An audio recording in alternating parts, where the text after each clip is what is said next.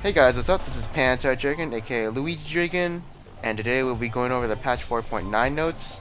And I guess a lot of people have been asking of what do I think of some of the changes to certain champion. And I think one of the biggest questions was the experience nerf from the neutral monsters. So let's go ahead and let's get started. Alright, so Braum. So let's see, Braum no longer stuns, that's just a bug fix. I guess that's probably needed. His base attack damage did get nerfed, and his base damage of the Q did get nerfed, and it's actually still 45 damage per level, but it's just level 1. That's a bit worse. W did get nerfed, 15 armor, 25 MR. From 20 to 30. Honestly, to me, this really means nothing to me. I always looked at W as a utility skill, so I don't really care about that. And then of course his E got a little bug fix. To be honest, I still think he's like one of the best supports in the game. He's still OP, and this means really nothing to him except just like little slight nerfs to him. Alright, so we do have Kazan. It looks like he got a nerf as his movement speed did get reduced by 10 units, and his W did get nerfed by, instead of 35 damage per level, he does now 25 damage per level when you put a point into it, and of course the AP ratio went down by 0.1. And honestly, I think he's still viable. Instead of maxing W, you're going to max out E now. That's how I feel. Just because the E is AoE and gives you a bit more wave clear, of course. And that's what I think. No more maxing out W, as some other players did. And back to maxing out E. Alright, so next up we do have Kha'Zix, and I did read these changes earlier, and my theory is, well, they basically took a dump on him, but let's see where this goes when he jungles or something. Alright, so his Q, obviously less damage, the bonus AD got nerfed, and of course the base damage got nerfed, but they had done something new, so if the target is isolated, it does this much damage, but remember they did nerf the isolation range, and now it went from 350 units to like 500 units, so honestly, this seems like a really good 1v1 tool, and it actually does more damage, but in team fights, when the hell are you ever going to get isolated?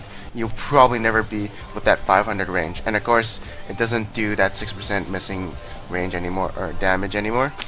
This execution that was removed, it always worked on people, even if they weren't isolated, so honestly, that's a nerf. W now deals 20 bonus damage to monsters. I think since the Q got a nerf, W is your main thing to max out in the jungle. Just because it'll give you faster clears, of course, and that's the reason why it's just faster clears. Plus, you have more sustain, so that's kind of cool. So let's see. If target hit is a champion, grants out of their location for 2 seconds. Okay, that's cool. Utility slow is increased. That's kind of cool. So, and then of course, look at this. R, the stealth damage reduction is removed. So no more damage reduction, but you still get the 2 seconds. So let's see, what would I evolve now? It'd probably be, it's either I'd evolve Q first and then, it's either Q or W. I think that's going to be maybe Q, and then I'm going to evolve the Leap, and then I'm going to maybe get Void Spikes. Of course you could maybe evolve the W's first, but I don't know, I'm not sure. And in terms of viability, I think Kha'Zix sucks dick right now. I don't think he's going to be used anymore. And he's more in lines of champions like Victor and all those shitty champs. Right, next up we do have Pantheon. So now, Pantheon does now pop projectiles that are in flight towards him as he leaps off the screen.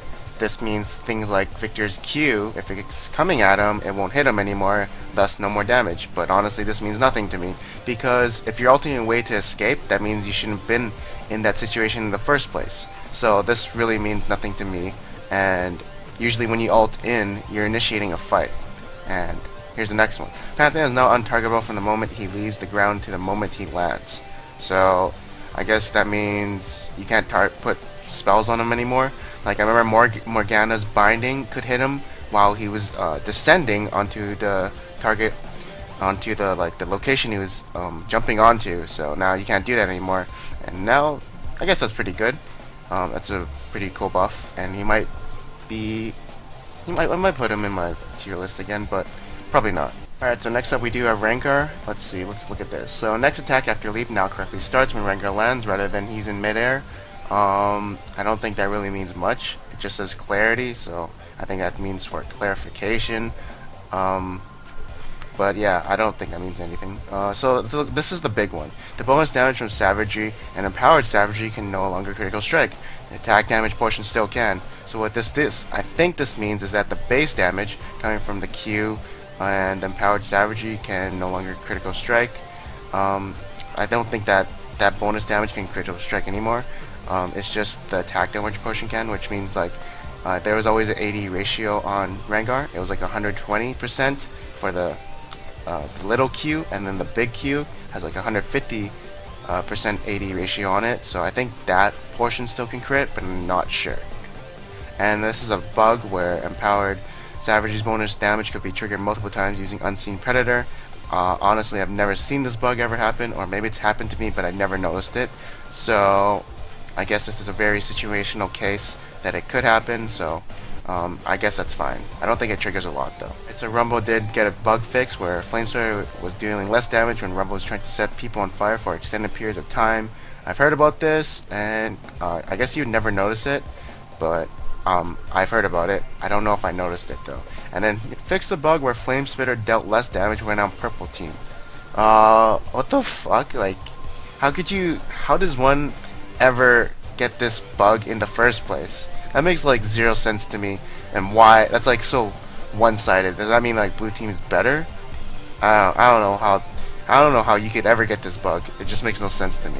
But I mean, I think Rumble will be picked up more, to be honest, because I heard this bug was happening a lot, the less damage. So hopefully you'll be seeing more Rumble these days. Alright, so last but not least, Soraka. If Starko hits an enemy champion, Astro's Blessings cooldown is reduced by 10%, or 11%, 12%, 13%, or 15%. This basically means for support Soraka, your Q at earlier levels can obviously get your W's cooldown a bit less, since the base the base reduction on it is, well, 10% instead of 5%. So this definitely helps support Soraka for sure.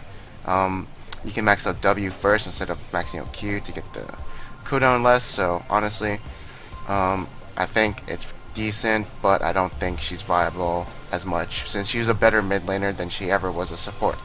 And anyways, the biggest change is the jungle change, which is really interesting to talk about. So jungle monsters no longer give additional experience based on their level to remain consistent with lane minion experience. Alright, so what does this mean to me? So the thing is, I think Udyr, Shyvana, and all those heavy farm junglers got a nerf, as they can't really get 1 or 2 levels ahead of every champion in the game. So that's all it means to me, is I think that's it. In higher elo, I think the theory was that junglers determine the game because they can snowball lanes easily. They pick a lane to snowball, and then, you know, that lane just gets out of control and everyone is all, you know, snowballing.